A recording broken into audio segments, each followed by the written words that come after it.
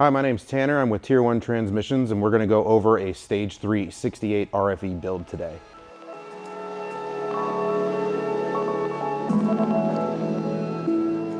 We're going to start out with the lower reverse drum. We use a stock clutch count, but we do upgrade the sprag to a roller sprag as it has a higher threshold for failure, and this is a very common failure we see in a lot of trucks that are being abused with the stock sprag in the rear. We also step up to a billet center support with a billet 2C and a billet 4C piston, as well as upping the clutch count from 3 to 5 for 40% greater holding capacity. For our underdrive and overdrive drum, we're going to step up to a Sonex outer drum and a RevMax inner drum. The Sonex outer drum allows a greater capacity and rigidity for clutch engagement, and our RevMax inner drum will allow us to go from a 12 to an 18 clutch count in our underdrive overdrive hub for about 50% greater capacity and holding in our overdrive. We also use a stock output, but with welded planetaries so that we do not have anything back out and we do not have anything come loose, especially when the truck is being used under a lot of power. We're also going to utilize a billet overdrive hub, which is a much taller hub for clutch engagement. It is also a one-piece shaft that is much stronger than the friction welded stock shaft. We also get stress relief on the oiling holes so that we prevent any cracks from shock load in the drivetrain. And we will also step up to a miraging input shaft that is even stronger than our 300M billet input shaft. Also, in our oil pump, we use a billet center gear in the oil pump of the transmission for better engagement on the snout of the converter, and billet just being a much harder and denser material.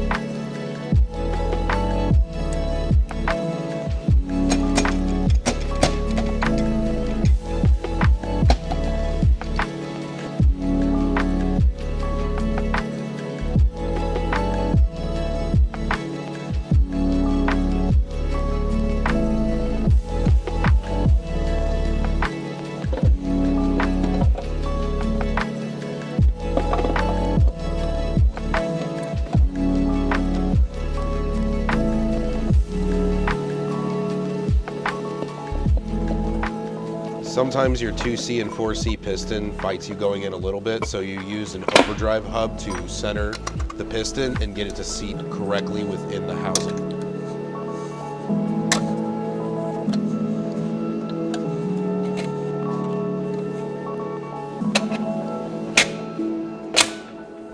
After installing the 2C, 4C piston, we now have the rear end of the trans assembled, and we can test our end play for our output shaft.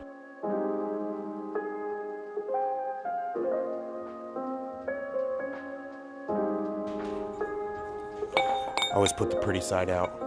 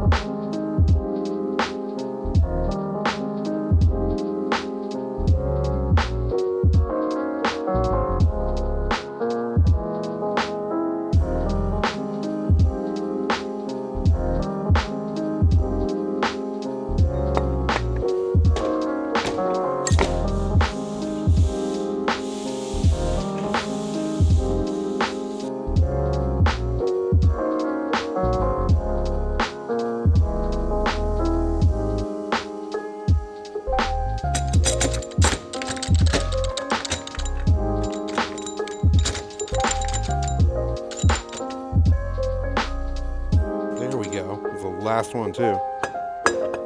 Perfect.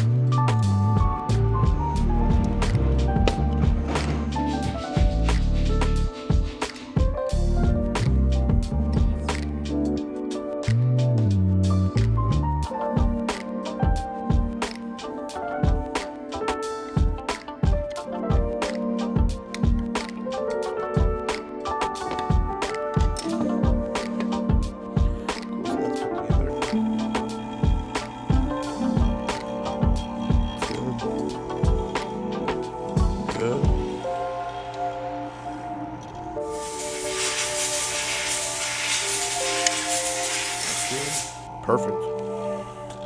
We want to see at least 15 inches of vacuum for the pump to know that it's going to perform properly.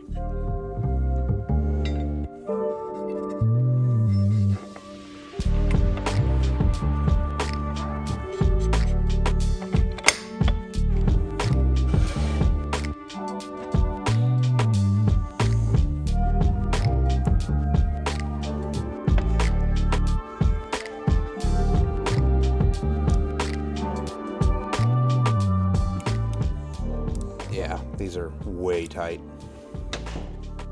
We flat sand the pumps so that we get a really, really good seal on the separator plate when we put them back together, but when you flat sand the pumps, it does take some material off. So when we put in a new billet center gear, or our standard idler gears on the side, they obviously lose a little bit of clearance between the two pump halves. So we need to sand them back down so that we have, on most trans, a certain amount of clearance. We like to be a little bit looser with our bigger power transmissions because it's gonna get hotter, it's gonna get abused more, it's gonna expand a little bit more. So we want this to still pump correctly, even under hard abuse.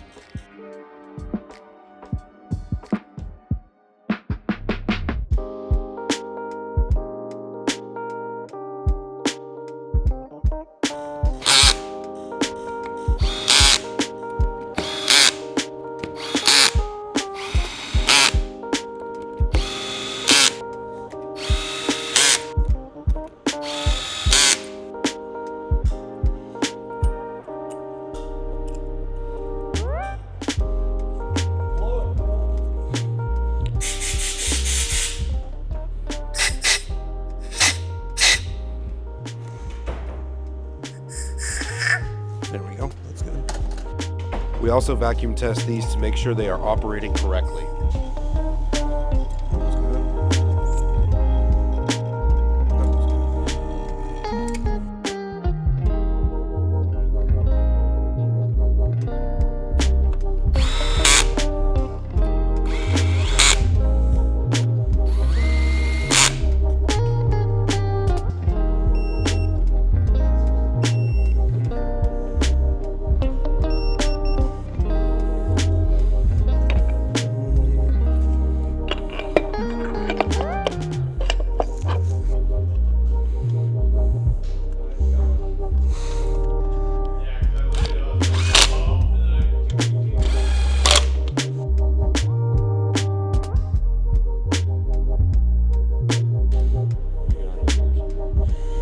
Just under 3.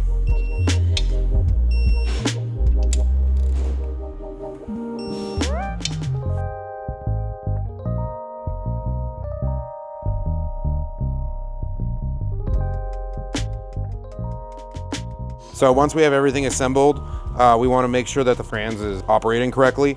So we're going to air check through where the valve body would normally sit and in the channels of the transmission to make sure that everything applies and then comes back to normal.